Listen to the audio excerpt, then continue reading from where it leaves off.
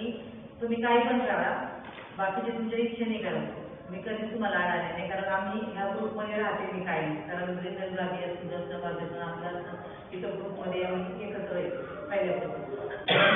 फक्त मला एका मताची मदत करा, जे महिला ओपन मत जे आहे तर त्याच्यासाठी फक्त घड्याळाला मतदान करा, 3 तुमच्या तुम्ही बीजेपी करा, 3 कमळ करा, एकच घड्याळ करा. तुम्हाला सांगतो व्हिडिओमुळे तुम्ही ज्या व्हिडिओमध्ये जे दिसते त्यामुळे तुमचं 290 मतांनी पराभव झाला असं वाटतं का तुम्हाला? हो 100% ना.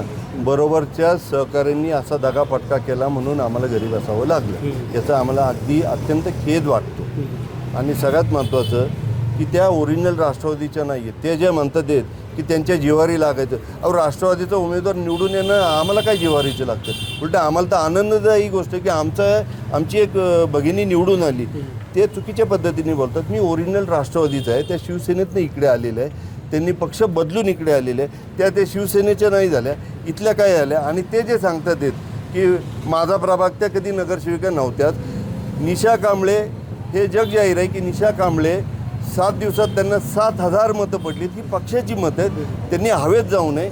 त्या ज्या काही निवडून आलेल्या आहेत हे काय त्यांच्यामुळे नाही निवडून आलेल्या आहेत, त्यांचा कोणता भाग नव्हता, हे पक्षाची मतं आहेत.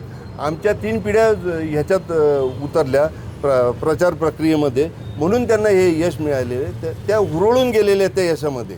तुम्ही म्हणताय की शिवसेनेतून आल्या तेच तुम्हाला पसंती पडलं नाही, त्यामुळेच व्हायरल झाले ते. सगळं मान्य. तुम्ही जे म्हणता शिवसेनेतनं आल्या, मला पसंती न पडाय, आम्ही तर उलटं मीच त्यांना आणलं शिवसेनेमधनं इकडे, मीच त्यांना कार्याध्यक्ष केलं, मीच त्यांना उपाध्यक्ष केलं.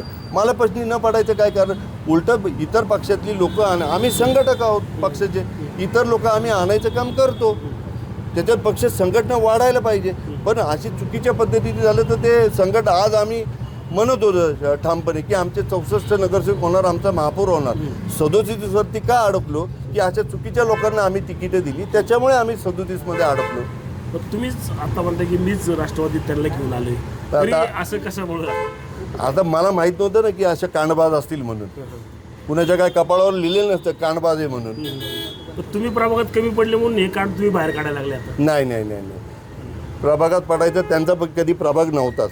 मी निवडून आलेलो होतो, मी स्थायी समितीला अध्यक्ष होतो. ते जे प्रभागाच्या गप्पा मारतात ना, ही वेडेपणाची लक्षणं आहेत. व्हिडिओ अर्धवट टाकलेलं आहे, संपूर्ण टाकलं, ह्याच्या आधीचं दाखवलं नाही, तेवढंच कट करून दाखवलं. त्यांनी कधीपासून AIचा कोर्स केला आहे?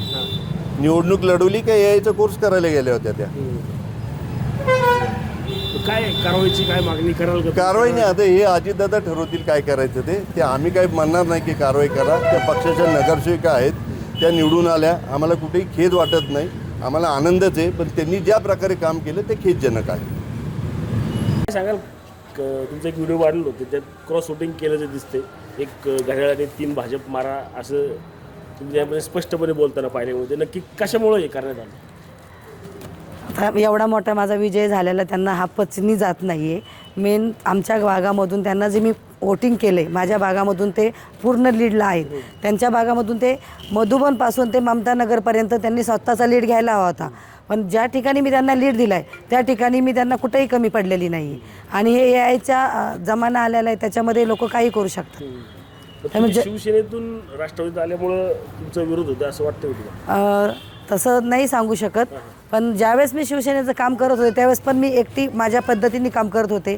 मी ज्यावेळेस आत्ता राष्ट्रवादीमध्ये मी 10 वर्ष झालं राष्ट्रवादीचे कार्याध्यक्ष म्हणून काम करते, शहरावरती काम बघते आणि मी ग्राउंड लेवलच्या जनतेपर्यंत पोचलेली आहे. ह्या जनतेने आज विचार केला आहे की ह्या महिलेला कुठेतरी न्याय द्यायचा आहे, तो न्याय त्यांनी मला आज दिलेला आहे. त्यांच्याकडून असं देखील म्हणण्यात येते की थेटपणे तुम्ही घड्याळाच्या विरोधात जो आहे तो प्रचार करायला आला. 3 कशामुळे, काय कारण होतं नक्की? तुम्ही ज्या ठिकाणी जाऊन पाहता त्या ठिकाणच्या जनतेचा विचारात घ्या की आज ती व्हिडिओ पूर्ण नाही आहे आणि त्या ठिकाणी ते जनतेला तुम्ही जनतेला विचारा की ते त्यांचं म्हणणं काय आहे ते, त्यावेळेस तुम्हाला कळन ती गोष्ट सगळी.